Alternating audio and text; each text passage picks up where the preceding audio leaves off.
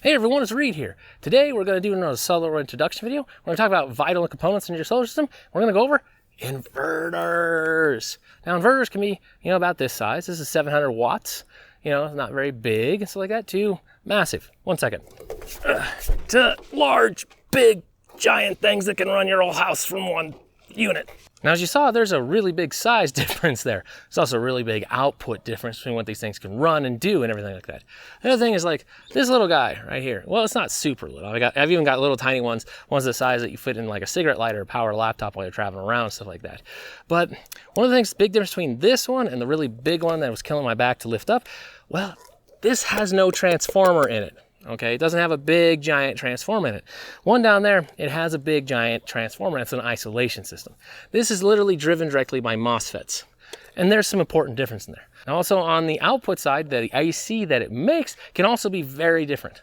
A lot of these little cheapies, like this one, the one you plug in a cigarette lighter to run a laptop and stuff like that, they produce what's called a modified sine wave. Let me show you what it looks like. Okay, now it has some pretty rough edges and it kind of bounces around there. And that will work for certain things, laptops, computer stuff that takes the energy anyways and turns it back to DC and just directly uses it. No problem, it'll run those things. Other things like trying to run your fridge, air conditioning, stuff like that, they get cranky. They do not like those modified sine waves. They've considered it dirty, dirty power and they strain on it. They sound weird. Power tools don't like it. It's very, very cranky. The other one down there, well, that I'm not picking up again, sorry guys, it's going to kill my back at this point.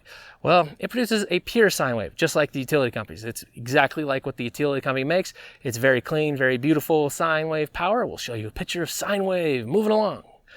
And that's what it's making, doing this lovely sine wave. Well, this, it can run anything.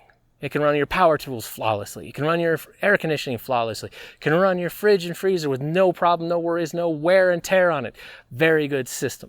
They are more expensive, but when you're talking about building solar systems that will run your house just like the utilities, and so that you can operate in grid down and everything not going on, and just when the power is out, be independent or set up off grid and be out in the wilderness, having your own little nice spot of beauty all to your own, you're gonna need to use a sine wave inverter. It's really important because lots of the appliances you're gonna wanna use, they're gonna gripe and they're gonna fail so often. Don't ask what a microwave sounds like on a modified sine wave inverter. It sounds horrific. Bad.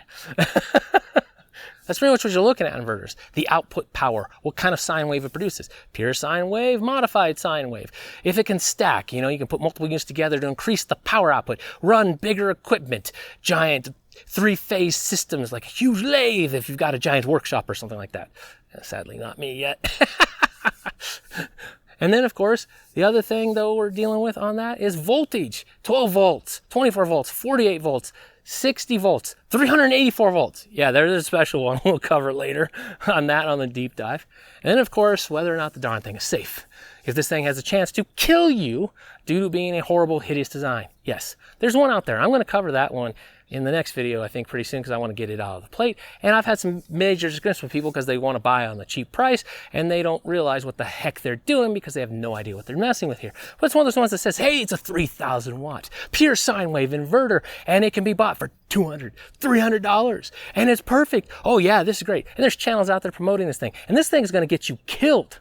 And I have the documentation to show you why it's so dangerous. And any of the electricians in the comments out there, like Rob Palin and some of the others, they can chime in and say, Reed, yeah, you're out of your mind, or Reed, that's darn dangerous. We'll see what they say. So it's not just me talking about it, but of course, I'm just some internet guy.